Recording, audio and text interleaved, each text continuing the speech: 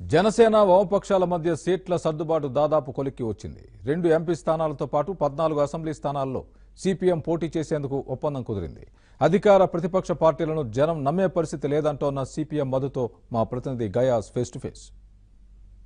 రాష్ట్రంలో parliament assembly ఎన్నికలు దగ్గర పడడంతో రాజకీయం వేడెక్కింది. ఇందులో భాగంగానే జనసేన అదేవిధంగా సిపిఎం సిపిఐ పార్టీలు పోటీ చేసేందుకు ముందుకు వస్తున్నారు. అయితే ప్రధానంగా ఇప్పటికే ఈ సిపిఎం సిపిఐ జనసేన 2 దఫాలుగా సీట్ల సర్దుబాటు విషయంలో చర్చలు జరుగుతున్నారు. ప్రస్తుతం మనతో మాట్లాడేందుకు సిపిఎం రాష్ట్ర కార్యదర్శి మధు గారు ఉన్నారు.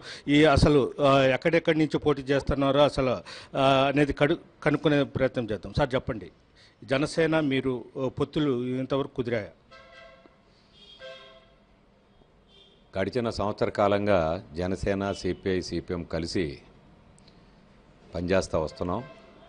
సిపిఐ సిపిఎం ఓ ప్రత్యేక కార్యక్రమాన్ని ప్రణాళికని రూపొందించాయి.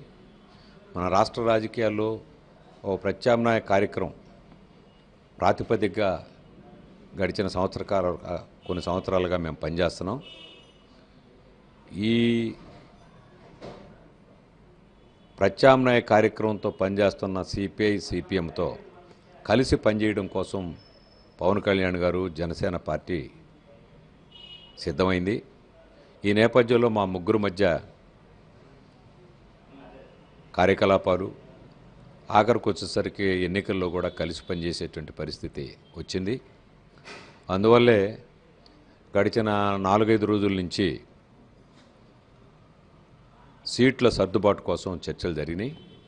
ఎవరెవరు ఎక్కడెక్కడ ఏ సీట్లలో ఏ పార్టీలు పోటీ చేయాలనేటువంటి అంశం మీద 2 దఫాలు చర్చలు జరిగినాయి.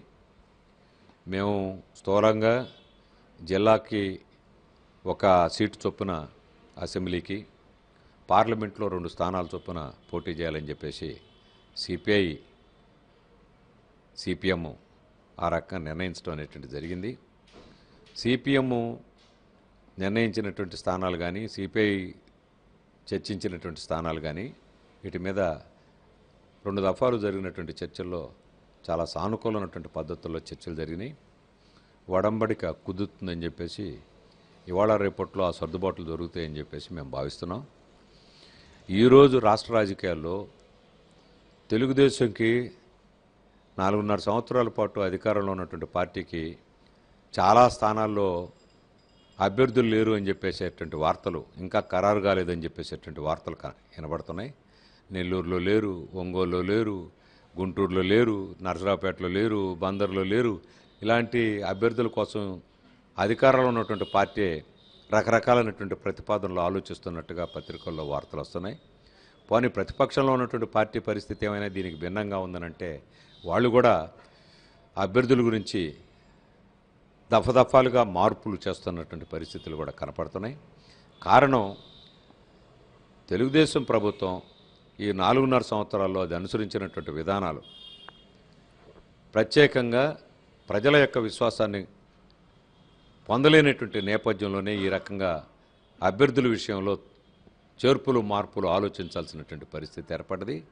అభ్యర్థులు దొరక్కగాదు. ఈరోజు అభ్యర్థుల్ని ఎవరిని పెట్టాలనేటువంటి నిర్ణయించే దాంట్లో కీలకంగా డబ్బులు ఎక్కువ ఎవరు ఖర్చు పెడతారు అనే దాన్ని బట్టి ఈ చర్చలు జరుగుతున్నట్టుగా పత్రికల్లో వార్తలు వస్తున్నాయి. అదేవిధంగా ఎన్ని పార్లమెంటు స్థానాల నుంచి పోటీ చేయాలనుకుంటున్నారు? అదేవిధంగా అసెంబ్లీ స్థానాల నుంచి మీరు ఎన్ని అడుగుతున్నారు?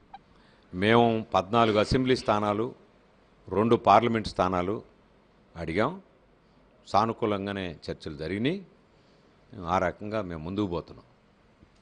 ఇది జనసేనతో 14 అసెంబ్లీ స్థానాలు, అదేవిధంగా 2 పార్లమెంట్ స్థానాలను అడగడం జరిగింది. అయితే పొత్తు కుదిరినట్లే. అయితే ఇంకా చర్చలు జరిగిన తర్వాత తమ అభ్యర్థులు ఆ స్థానాల నుంచి పోటీ చేస్తామని సిపిఎం రాష్ట్ర కార్యదర్శి మధు చెప్పడం